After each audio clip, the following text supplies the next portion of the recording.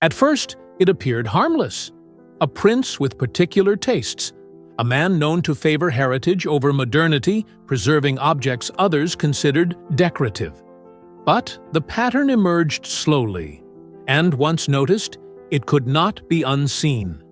Items scheduled for public rotation would vanish from future planning lists. Exhibition curators received polite refusals without explanation. Restoration experts were thanked, then quietly dismissed. The jewels did not disappear dramatically. They simply stopped being available. Before we begin, please don't forget to like and subscribe. It helps us make more videos like this. What unsettled the household was not the act, but the selectivity. Charles never removed random pieces. He chose with precision. Brooches associated with one era. A necklace worn during a delicate diplomatic season. Earrings tied to a turbulent decade inside the family. Each selection seemed less aesthetic and more archival, as though he were preserving chapters rather than ornaments. Courtiers began to notice his reactions when certain trays were presented. He rarely touched them, yet he lingered. Conversations paused. Instructions changed tone. A piece would be set aside with careful wording, not inappropriate, not damaged, simply unsuitable for circulation. And once labeled that way, it never returned. The Treasury officials resisted at first. The monarchy, after all, depended on continuity. Jewels were meant to move through generations, appearing on new figures to symbolize stability. Removing them disrupted narrative as much as inventory. But the resistance faded because Charles never argued loudly. He insisted quietly. And quiet insistence inside a palace carries unusual authority. Eventually, the solution became architectural rather than administrative. A private storage space was authorized, separate from state holdings, its purpose described only as preservation. No announcement accompanied it. No ceremony marked its existence. Yet staff assignments shifted around it, and access protocols narrowed to a single name. Senior aides understood before anyone said it aloud. This was not a collection of wealth. It was a collection of meaning. The pieces were not chosen because they were the most valuable. Some were modest compared to grand tiaras still worn publicly. What bound them together was memory. They represented moments the institution had endured but never resolved. And with that realization came a deeper discomfort. The jewels were being protected from reinterpretation. No resizing, no resetting, no adaptation to modern fashion. They would remain exactly as they were when last worn, frozen in emotional context rather than royal utility. Whispers grew careful after that. The vault wasn't treated as storage, but as a boundary, a place where history was allowed to remain untouched by the present.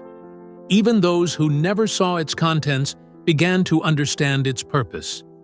Preservation of something fragile, something personal, something not meant to evolve with the monarchy itself.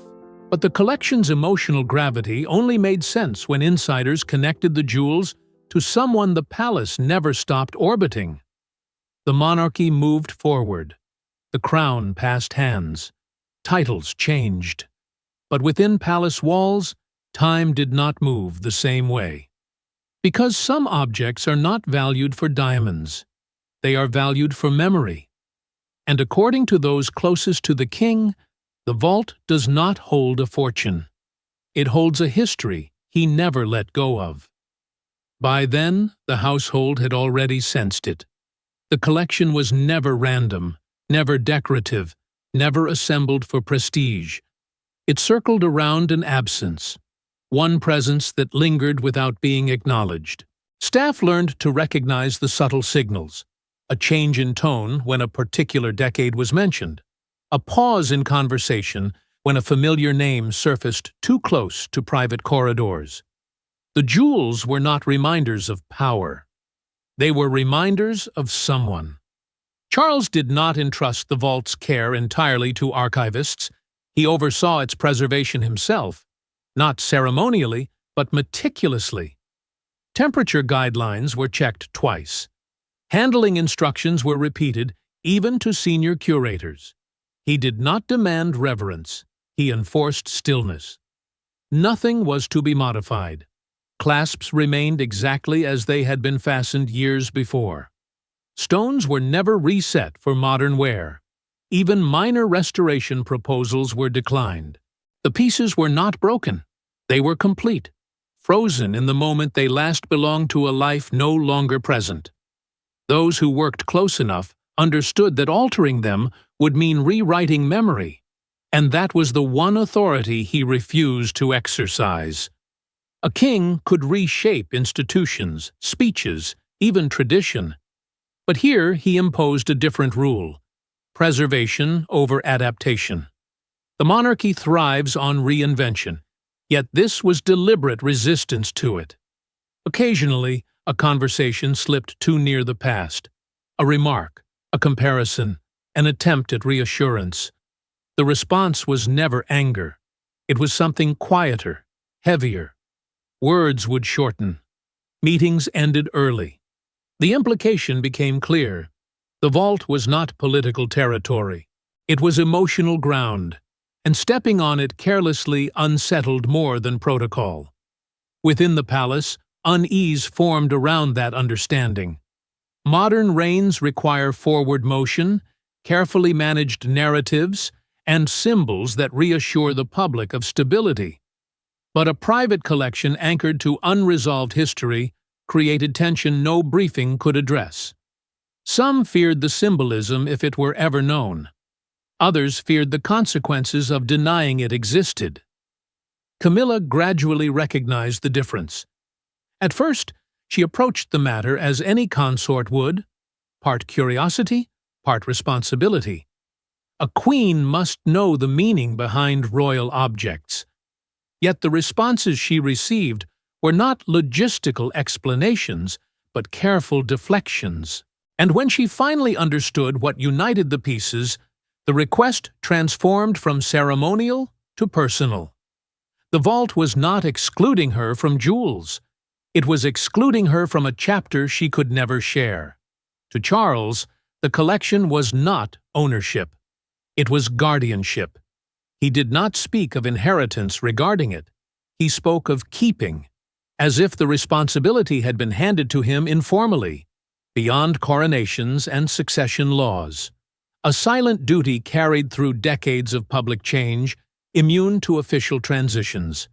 And that realization may explain why Camilla's request to access the vault triggered the first real private conflict of the new reign. It began, as royal disagreements often do, quietly, with a request, not a demand. Camilla did not seek control. She sought understanding. But the answer she received wasn't negotiation. It was refusal. Not delayed. Not conditional. Immediate. The request itself followed tradition. A newly crowned consort reviews holdings, studies precedent, learns the symbolic language behind each piece the public associates with the crown. Jewelry in the monarchy is never decoration. It is messaging. Camilla approached the matter as part duty, part adaptation to her new role. The vault had already been whispered about long before she wore the title, and, after the coronation, its existence could no longer remain a curiosity at the edges of conversation. It had become relevant to her position. Normally, such matters pass through private secretaries, handled gently, converted into scheduled briefings and curated presentations. This time the process halted before it could begin.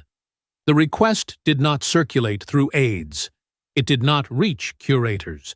It reached Charles directly, and stopped there. His response arrived not as explanation, but as instruction.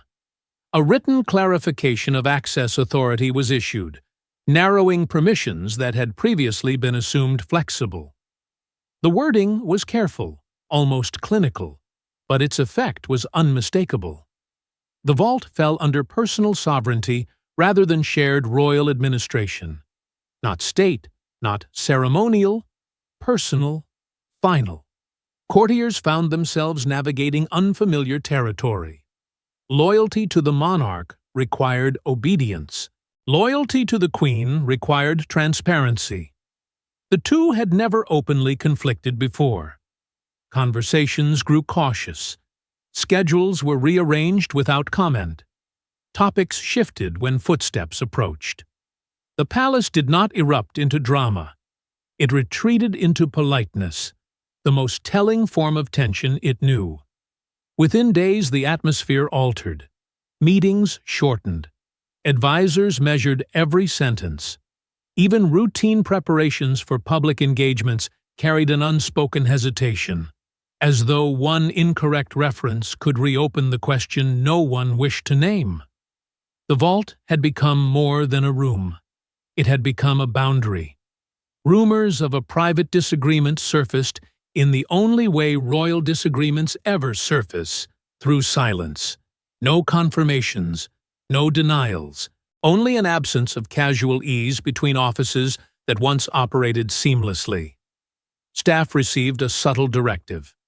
The subject was not to be raised in Camilla's presence unless she initiated it herself. The instruction was not presented as secrecy, but as sensitivity, yet the effect was identical. Speculation followed naturally. If a queen could be excluded from royal property, what exactly defined ownership inside a monarchy built on shared symbolism? Observers began to question whether the marriage itself carried compartments. Public unity alongside private territories never meant to merge. Not conflict in the traditional sense, but parallel lives protected by agreement rather than affection. Camilla did not press publicly. That restraint only deepened intrigue, because refusal inside royal life is rare, and refusal without justification is almost unheard of, which meant the answer existed somewhere beyond protocol. Yet the denial itself wasn't what shocked insiders. It was the explanation Charles reportedly gave for keeping the jewels untouched. Kings inherit crowns, but sometimes they inherit promises, one's history never records. According to those closest to him, Charles never described the vault as property. He described it as an obligation, a responsibility carried through time, even when the world demanded he move on. The explanation, when it finally surfaced among trusted circles, did not reference protocol, law, or ownership. It referenced a moment, a private understanding formed long before titles changed, before public acceptance reshaped his life. The jewels, he reportedly said, were never meant to return to circulation because they were never meant to become symbols again. They had already served their meaning once, and repeating that meaning would distort it. Within the monarchy, objects survive people. They pass from one figure to another, so continuity appears effortless. But this collection resisted continuity. Each piece marked a chapter that could not be rewritten through ceremony. To wear them again would suggest replacement, and replacement was precisely what he refused to imply. The preservation was not stubbornness, it was interpretation. The past could exist, but it could not be reassigned. Some close to him believed a promise had been made in private. Not a formal oath, nothing spoken before witnesses, yet binding in the way personal commitments often outlast official ones. The jewels were to remain as they were at the last moment. They held their meaning. Untouched, unadapted, unrepeated. A rare decision inside a family where history is constantly repurposed to serve the present. This belief created a quiet fracture between memory and monarchy. The institution requires movement, renewal, visible reassurance that every generation steps forward without hesitation. Yet here stood the king insisting that one part of the royal narrative remain permanently still. Advisors struggled to frame it practically. Could select pieces be reclassified? Could a single appearance transform symbolism into continuity? Each proposal met the same gentle refusal. Alteration would not honor the past. It would overwrite it. Camilla came to understand the distinction slowly. What she had first interpreted as guarded authority revealed itself as guarded emotion. She was not being denied access as queen. She was being denied participation in a memory that existed before her place in the story began. The vault did not compete with her role.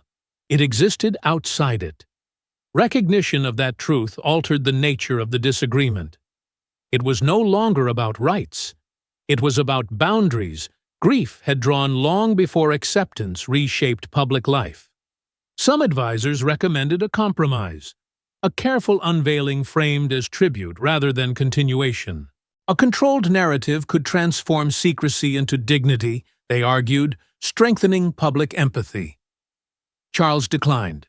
Tribute requires interpretation, and interpretation risks revision. He would not allow the jewels to become commentary. They would remain exactly what they had been at the moment they were last worn, preserved without explanation. Over time, the vault's meaning shifted among those aware of it. Not storage, not archive, a memorial without inscription, maintained through absence rather than display. No ceremony marked it, yet its existence quietly influenced decisions throughout the household. Choices were made around it. References avoided because of it.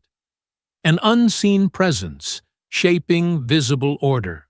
And that private memorial soon created a problem the monarchy could not publicly acknowledge. No announcement was made, no briefing occurred. But the household split into two quiet camps, those who saw the vault as loyalty, and those who feared what it represented for the future monarchy. The divide did not arrive as confrontation. It arrived as interpretation. Older advisors, shaped by decades of royal continuity, understood the instinct to protect memory. To them, the vault represented devotion carried beyond convenience. Proof that personal history could coexist with public duty without being rewritten for comfort. They saw restraint as dignity, a rare refusal to reshape the past simply because the present demanded clarity. Younger strategists read it differently. They lived in an era where silence creates speculation faster than truth creates reassurance. A sealed collection tied to emotional meaning risked becoming a story told by others. They worried the monarchy's strength relied not on perfection, but on controlled transparency, and an unseen archive contradicted that principle. If continuity required trust, then mystery carried danger. Discussions grew careful, never framed as disagreement, always framed as concern. Briefing papers avoided direct reference, but circled implications, perception, symbolism, generational expectations. The crown had entered a modern reign promising stability, yet stability required understanding, and understanding required narrative. The vault resisted narrative. Word reached the younger royals long before explanation did. Awareness traveled in fragments, altered scheduling, careful phrasing, the absence of certain heirlooms from potential appearances. No one explained outright, but everyone understood a boundary existed around specific history. That awareness changed behavior. Questions were not asked. Assumptions were adjusted. The monarchy continued, but with quiet awareness that some heritage would not pass through them. Jewelry planning reflected the shift first. Pieces once considered suitable for ceremonial reuse were no longer suggested. Alternatives were selected not for aesthetics, but for distance from association. The result appeared subtle to the public, yet deliberate to those involved. A deliberate steering away from echoes. Continuity, carefully rerouted. Camilla adapted most visibly. Without acknowledgement, Her selections leaned toward neutrality, favoring symbols that carried no contested memory. It was not avoidance as much as respect, an unspoken agreement that certain meanings belonged to a time she would not replace. The change reduced friction, but deepened curiosity within the household. Adjustment confirmed significance more loudly than explanation ever could.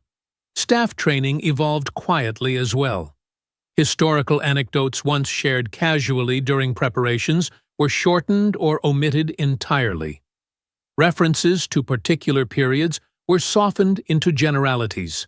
Not censorship, precaution. The monarchy has always relied on storytelling, yet here storytelling became selective preservation. The palace had navigated scandals, succession crises, and public scrutiny across generations, but this tension felt different because it lacked an opponent. No rival claim, no external pressure. Only the challenge of balancing memory with movement. Protecting a past while leading a future demanded silence where tradition usually demanded display. And as weeks passed, the question shifted from access to consequence.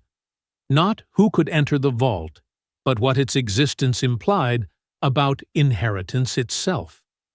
Whether history could remain privately guarded in an institution built to embody shared legacy. Yet the greatest consequence wasn't political. It was what the existence of the vault meant for legacy itself. Every royal object carries a future owner. But what happens when a king refuses to decide that future? Because insiders claim the vault has no succession plan. Only a caretaker. Within royal tradition, inheritance is choreography. Nothing exists without an eventual hand prepared to receive it.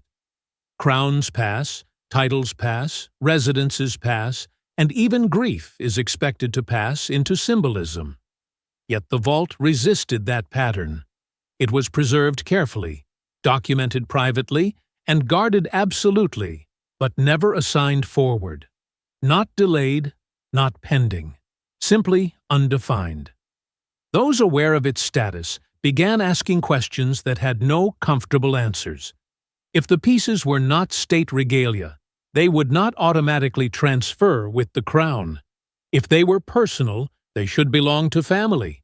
Yet Charles reportedly described himself not as owner, but guardian, a word that carries responsibility without conclusion. Guardians protect until a moment arrives, but no moment had been named.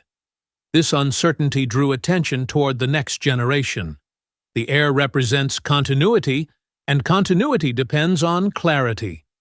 Advisors quietly explored whether the collection might eventually pass in symbolic form, reframed as historical heritage rather than personal memory.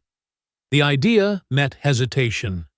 Passing it onward risked transforming preservation into interpretation, and interpretation was precisely what had been avoided all along. Those close to William were said to recognize the weight of the matter even without full explanation. Heirlooms normally arrive with instructions: when to wear, how to present, what they signify. These would arrive, if ever, carrying something far heavier, context that could not be spoken publicly without reopening stories the monarchy had carefully learned to move beyond. Acceptance would mean inheriting not just objects, but unresolved emotion. History offered uncomfortable precedents. Royal collections have sparked dispute not because of value, but meaning. Items connected to personal chapters resist becoming institutional property. When they do, the family becomes narrator of its own past, and narration invites judgment. The vault threatened to turn inheritance into commentary, a risk modern monarchy avoids whenever possible. For the younger generation, the burden was philosophical rather than practical. They would not simply decide whether to wear something, they would decide whether to redefine it. The public might see continuity, while internally it would feel like rewriting memory. That distinction placed an invisible pressure on a future not yet reached. Within palace planning, The issue lingered like an unfinished sentence. Protocols existed for every imaginable transition, except one: how to inherit a memory deliberately frozen. The vault complicated the story the monarchy tells about itself. The time moves forward cleanly, each reign embracing the next without lingering shadows. Here was a shadow intentionally kept intact. And so the question evolved again, not whether access would be granted, nor whether meaning could be explained, but whether history sometimes remains sealed because opening it would demand acknowledgement rather than ceremony. And in the end, the most startling truth may not be who's banned from the vault, but why it was sealed at all. The jewels glitter, but they were never the treasure.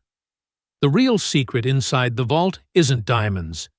It's the one story the monarchy cannot rewrite.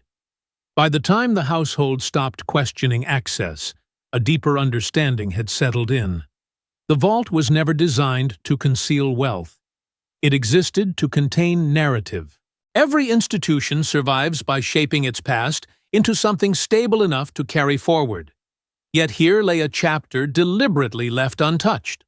Not denied, not displayed, simply held outside the ongoing story. Charles did not preserve the collection to resist the future. He preserved it to prevent alteration of what had already been lived. The monarchy evolves by translating memory into symbolism, but this was a refusal to translate. Some histories cannot become ceremony without losing their truth. In choosing preservation over reinterpretation, he separated personal memory from institutional storytelling, even when the two usually overlap.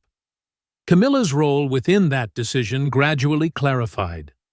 Acceptance did not mean agreement, and agreement was never required. What mattered was recognition. The understanding that certain boundaries were not political defenses, but emotional ones. By stepping around the vault rather than into it, she acknowledged a space where title held no authority. That choice quieted tension not because the mystery vanished, but because it was respected.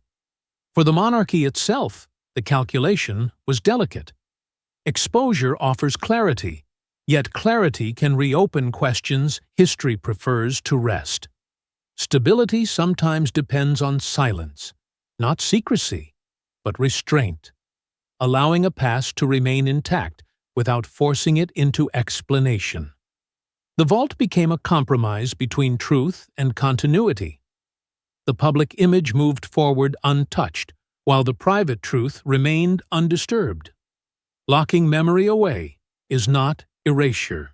It is preservation without reinterpretation. The institution retained its narrative of endurance, while the king retained his narrative of remembrance. Both could exist, because neither demanded the other change. Yet continuity carries cost. Every reign asks its figures to transform personal experience into shared meaning. Here, one memory refused transformation. The emotional weight did not disappear, it simply settled into permanence. The collection would never reappear to reassure, never re-emerge to redefine. Its significance lay in remaining exactly where it was, acknowledged by those aware of it and invisible to those who were not. Over time, the vault stopped being a temporary decision and became part of the structure itself, as fixed as any tradition written into ceremony. Not a scandal waiting to surface, not a revelation waiting to be announced, but a quiet agreement that some truths serve the monarchy best when left unperformed. And so the door remains closed, not to protect the jewels from the world, but to protect the world from what the jewels still remember.